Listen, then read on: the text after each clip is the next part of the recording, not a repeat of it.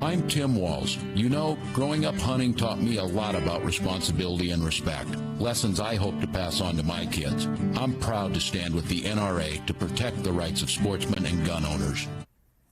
That was Vice President Kamala Harris's new running mate, Tim Walz, proudly declaring his support for the National Rifle Association in a radio ad in 2010. Now, that same year, not only did the NRA give Walz an A rating, the gun group endorsed Walz over his Republican challenger. In 2016, Guns and Ammo magazine named then Representative Walz as one of the top 20 politicians for gun owners. Okay, now hold all of that in your mind and listen to Walz's State of the State address as governor of Minnesota last year. The time for hiding behind thoughts and prayers is long gone. What we need is action, and we need it now. So here's what's going to happen. Here's what's going to happen. We've got gun safety bill on the table, and we're going to get it passed, and I'm going to sign it. Now, 1 month after that speech, Governor Walz did just that. He signed a bill creating a red flag law and expanding background checks for gun owners in Minnesota. Now, there are already plenty of articles online slamming Walz as a, quote, political chameleon or claiming that he made an epic flip-flop on guns. But that simply is not true. I mean, this change for Walz has been more than a decade in the making. If the question was, how do you get there? I've been open to it. I've listened. I've talked to people. I've watched people on both sides of this. But again, when I turn on my television like everybody else, and this is repeated again, and we're not doing anything about it, when I said I was open to it in 2012 to see what's happening, I've seen enough, like America. I've seen enough of this. I've seen enough of this carnage. I've seen enough of these things being a part of that, and I think now is the time. It's pretty freaking refreshing. I mean, in the wake of the Sandy Hook Elementary School shooting in 2012, a shooting that left 20 children and 6 adults dead, Walz wasn't sure what the answer was on how to address gun violence, but he told the press he wasn't willing to do nothing. Then after the Las Vegas shooting in 2017 killed nearly 60 people and hurt almost 500, Walz donated every penny he had ever received from the NRA to charity.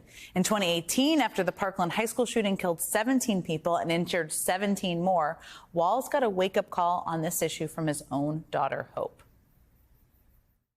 Hope woke up like many of you did 5 weeks ago and said, Dad, you're the only person I know who's in elected office. You need to stop what's happening with this. I'll take my kick in the butt for the NRA. I spent 25 years in the Army, and I hunt. So, yeah, Walz's position on how we should address gun violence has changed. It was an evolution. And I bet a heck of a lot of Americans went through that same evolution with him. And the willingness to acknowledge and change your view isn't a weakness in a leader. It's a strength. I was one of the best shots in Congress, but in Minnesota, we believe in the Second Amendment, but we also believe in common sense gun violence laws. That was Governor Tim Walz earlier tonight, referencing his strong record on passing gun safety laws in his state. That's just one of the reasons Walz is being called a Gen Z ally, along with his success passing abortion protections and legalizing marijuana and many other things, too. Maxwell Frost, the first member of Gen Z elected to Congress, had this to say about the pick. Tim Walz knows what it means to show the people that government can work for them. Florida Congressman Maxwell Frost joins me now. Great to see you. His evolution here, and I thought of you as I read more about this. He had an A rating with the NRA. A lot of things happened, including the Parkland shooting. And after that, he had a conversation with his daughter. He basically said, enough is enough. I know, obviously, the Parkland shooting was so impactful on your life. I was wondering how you think about that part of Tim Walz's story. Yeah, well, I appreciate the question, Jen. And, the thing that gives me so much comfort in hearing his story is the fact that there are so many Americans who have the same story. There are so many people out there who are now voting for Democrats up and down the ballot. They are gun owners. They are people who have guns. They are people who saw shootings happen and heard from their kids and believed we have to do something about it, but for far too long didn't vote for the right people because the NRA and leaders told them it wasn't the right thing to do, that it was against their values and against their beliefs. But Tim Walz is showing us that is a load of BS, right? That is complete. That is a complete lie sold to us from the NRA, that you can be a gun owner, you can be someone who comes from gun culture and still believe in common sense gun reform. And here's the thing. The numbers prove it. Most Americans, over 90% of Americans, are for universal background checks. Most Republicans are for universal background checks. Most NRA members are for universal background checks. And so he represents people who have that same story, but here's the best part. He also represents what people can be.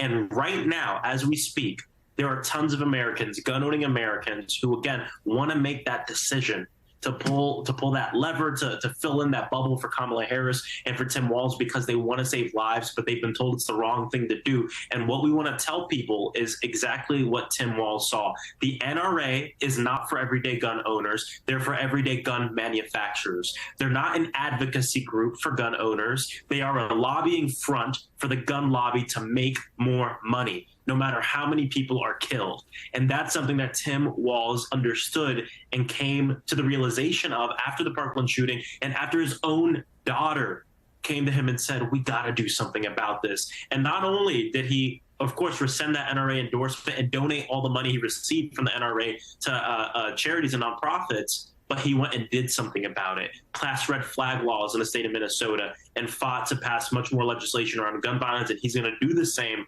as Vice President of the United States. I love how you described. I mean, first of all, I think evolution on issues like is it a sign of leadership? It's not a sign of weakness. And I think that's such an important way people should talk about it. We don't have that much time left, unfortunately. I could talk to you for hours. But I wanted to ask you, I mean, Walz has multiple positions. I listed some of them that are popular with young voters. He's kind of a little bit of a phenom on TikTok. What do you think he should lean into on the campaign trail that's going to keep the momentum going and sort of the excitement that we're seeing from a lot of people, but including members of your generation? I'd say two really important things. Number one, his authenticity. This is one of the most authentic tickets I think we've ever seen in U.S. politics. It's part of the reason why the vice president has blown up so much on TikTok, and the same thing with Governor Walz. They're authentic. They're real people. And I think this generation especially is done with people who, to be quite frank, feel like they've been made it in a laboratory to become a politician. They just want humans. They want people just like them to run. And these two represent that. But the second thing that I think is really important, and I said this in my tweet, is that Governor Walz has shown what it means to show people that government can work for them, that when you vote for someone, you get something out of it. And I think that's really important to keep in mind. With a very slim majority, keep in mind, the Republicans have a slim majority in Congress. They've done zip. With a very slim majority, Governor Walz has gotten free universal school lunch for all kids, feeding all of our children, making sure they're not going hungry in schools. He's passed red flag laws. He's passed protections for labor unions.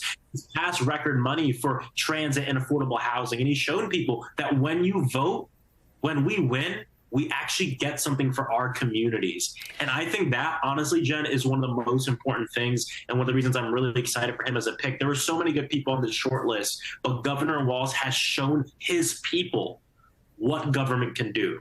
No question about it. Such a good way to end the show. Thank you so much, Congressman Frost. Appreciate it.